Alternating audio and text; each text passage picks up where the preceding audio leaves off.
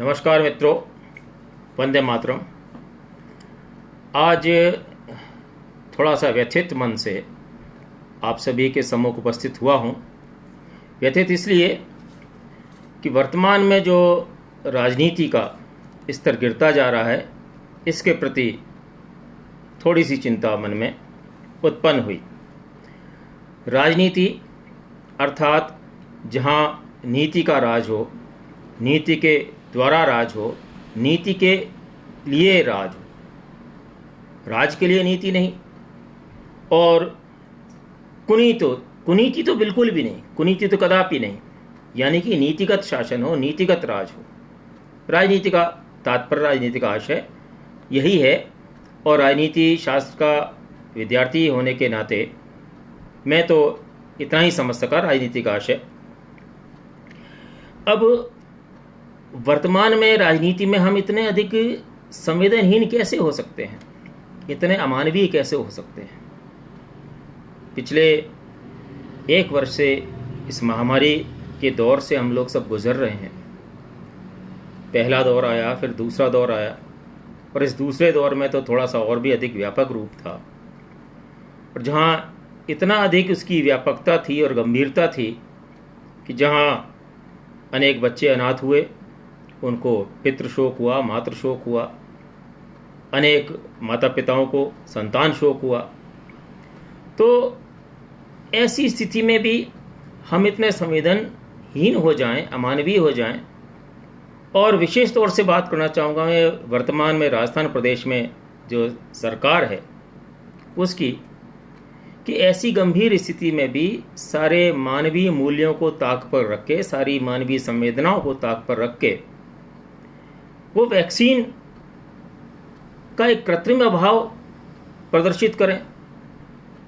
कि एक तरफ हम अभाव प्रदर्शित कर रहे हैं वैक्सीन का, दूसरी तरफ पता चल रहा है कि वैक्सीन को जलाया जा रहा है, दफनाया जा रहा है, कूड़ेदान में फेंका जा रहा है। क्यों?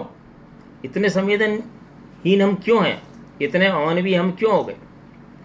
एक और जहां माननीय प्रधानमंत्री मोदी जी द्वारा ऑक्सीजन की उपलब्धता के लिए, वैक्सीन की उपलब्धता के लिए पुरजोर कोशिश की गई, तो यथासंभव सभी के लिए उसको सुलभ कराया गया, ऑक्सीजन को भी, वैक्सीन को भी। और उस स्थिति में हम यहाँ पर वैक्सीन की कृत्रिम वो दिखा रहे हैं, अभाव, कृत्रिम अभाव दिखा रहे हैं वैक्सीन का। और उसको इस तरह से कूड़ेदान में विसर्जित करना, क्या औचित्य उसका? आखिर हम क्या प्रदर्शित करना चाह रहे हैं? इन सब का औचित्य क्या कि कभी कूड़ेदान में विसर्जित हो रही हैं, ज़मीन में दफनाई जा रही हैं, जलाई जा रही हैं वैक्सीन, जो कि अत्यावश्यक है जीवन के लिए। यानी कि हम बिल्कुल ही संवेदनहीन हो गए। और हमें सौभाग्यशाली होना चाहिए कि ऐसे मानवीय मूल्यों से ओतप्रोत संवेदनशील प्रधानमंत्री के रूप में ऐसा व्यक्ति हमको मिला है।